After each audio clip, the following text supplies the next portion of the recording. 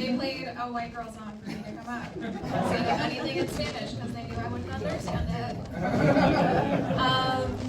Everyone here Hispanic? Who did it? He did a little half hands. Okay, one not or yes? Is that a yes or a no hand? A not hand. Okay, cool. I am fun for me. I am 1/4 Mexican, which counts.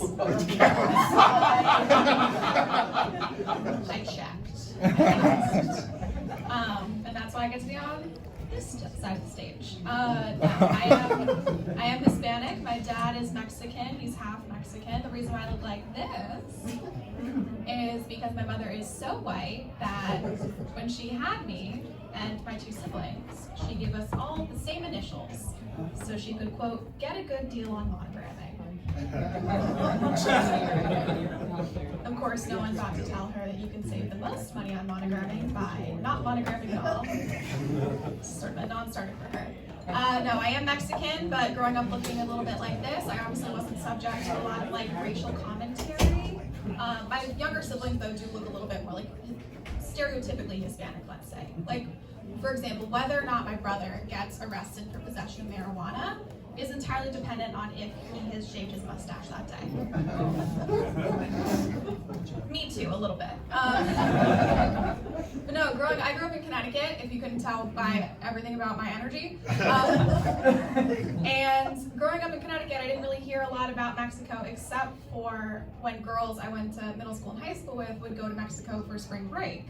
And they would always say, you know, Courtney, if you ever go to Mexico for spring break, because that's the only time I'd probably go, be careful about drinking the water because of Montezuma's revenge. Y'all know what Montezuma's revenge is? Okay, so for those of you who are uninitiated, Montezuma's revenge is when they tell you not to drink the water in Mexico because it could give you some potential digestive issues.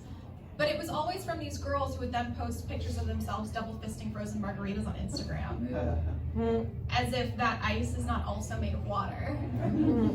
Which of course begs the question, like, is it the water that's the problem? Or is it the fact that this is the first time you're eating seasoned food in your life, Karen? Because if we're being honest, there's really only one ice us Mexicans seem to be concerned about. Alright, Mexican jokes. Done, check. I think my boss is mad at me because I just quit my job. I think she's a little disappointed in that. No, I have a really good relationship with my boss, but I do not do comedy full time because this is not really like a job that pays you money, and I wanted one that does. But I quit my job and I realized in working that job, you ever hear that cliche like, don't hook up or you look up? Okay, a couple people who work in an office nod. It essentially means like don't sleep with your coworkers. Or okay, another cliche is like don't shit where you eat, right? Y'all know that one? I've taken to apply that to not dating comedians too. Not just because, you know, like, oh, we're sort of colleagues, we work together, we go to the same places together, but because a lot of comedians are poor. And so they live in studio apartments. And so they shit and eat in just sort of like one big room. No doors. I am dating though. I've decided to quit the dating apps though. I know that's like such a cliche thing to say. Anybody else here on the dating apps? No, you're all just happily coupled up. Okay. Awesome. No, I decided to quit the dating apps because I am a failure to my people. And I'm not talking about like 1/4 Mexican girls. Girls from Connecticut or anything like that. I mean, I failed hot girls living in Chicago. That's the demographic to which I'm speaking specifically. It was my goal this summer to party on a boat. And it is August 19th. Chicago summer is 2 months long. I have failed in my mission, ladies. I am a disappointment. And it's not for lack of trying, I'll tell you that much. I was like, okay, how do you get what you want? You ask for it. And so I thought I'd go on dating apps with the specific pursuit of getting my ass on a boat for the summer. And you know how you like pitch yourself differently on different dating apps because the demographics are a little bit different? Obviously you all don't know because you're not on dating apps, but I will tell the story anyway. Like on Tinder, for example, you're really direct because it's just for hookups. And on Bumble, you're like really complimentary because it's for simps. And so I went on a dating app and I wrote my little, description. I'm looking for an FWB, the 4th of July weekend. Friend with boat. Apparently not everybody else thought that that's what that meant. News to me. And so, okay, that didn't work out. So I thought, I'm gonna go on a different site and pitch myself a little bit differently, zhuzh it up a little bit, work on some ad copy here. And so I went on a different dating site, and I wrote, woman seeking man with access to aquatic vehicle, available 8 hours of the night, 4th of July weekend. Triflers need not apply. And I got some responses back. But as it turns out, that was a little bit more date line than pickup line. I came back alive though. Someone's happy that I came back alive. It's great. Anybody here listen to true crime though? Like speaking of Dateline, anybody here like true crime? Okay, awesome. Maybe this joke would have landed better if it had been like white bitches of comedy. I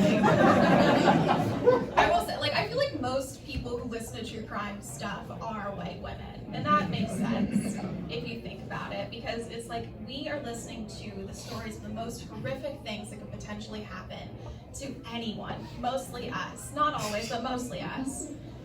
As a way to be 12% more prepared when that inevitably happens. It's like research, we're preparing ourselves, right? Which is why it's such a red flag when a man says he likes true crime. Because that research goes both ways. My mom said that if I ever wanted to get a husband, then I needed to learn about sports. Very complimentary thing for my mother to say about me. She told me this at 12. And so I took it upon myself to watch every single episode of Dallas Cowboys cheerleaders making the team on freshman television. And I learned a lot. I learned that I think I might like baseball a little bit more than I like football. I mean, they're both extremely long ball sports where you're trying to keep the ball away from the opposite side of the team. But at least in baseball, you get a break in the middle to do a little song and dance and a stretch. So that's great. I think I have a drinking problem. Also. Anybody else here think I have a drinking problem? Awesome, great, some of my people. My drinking problem is that I love $14 cocktails. It's really more the problem for anyone I date than it is for me. But no, I love $14 cocktails because I think that you can't be considered an alcoholic if all you drink are Mai Tais. And I've realized that that same philosophy sort of applies to all other substances that I would ever potentially use. I know a lot of comedians are known for smoking pot, for example. It's legal in Chicago, sure, fine, whatever. I'm not cool enough for that, but it's cool. And I realized I'm not cool enough for that because the only pot that I would ever allow myself to do, as is evidenced by the fact that I just said pot I would allow myself to do, would come in the form of little sour peach gummy rings. Cocaine is another thing that comedians are known for. It's so edgy, it's so raw. Bob Saget did cocaine before he died. Not recently, but in general. I'm not blaming his death on anything in particular. But no, I've determined that based on what I like, I would do cocaine if it came in the form of a little tablet that I could shove up my hoo-ha that Gwyneth Paltrow sold to me for $250. Then I would do cocaine. That would be it for me. And she would probably spell it with a Y or something. That would totally be it. I'm gonna leave y'all with this. I was recently cast as a background actor in a movie set in a high school, which was very complimentary to me because I'm 25. And I realized last week that 25 is actually pretty old because Dane Cook is engaged to a 25-year-old. and they were in a long-term relationship. So apparently 18 is old enough, and so 25 is old, especially if you ask Leonardo DiCaprio. Still got it, y'all. I still got a chance. One more year, guys. Okay. My name is Courtney Zelazny. Thank you so much.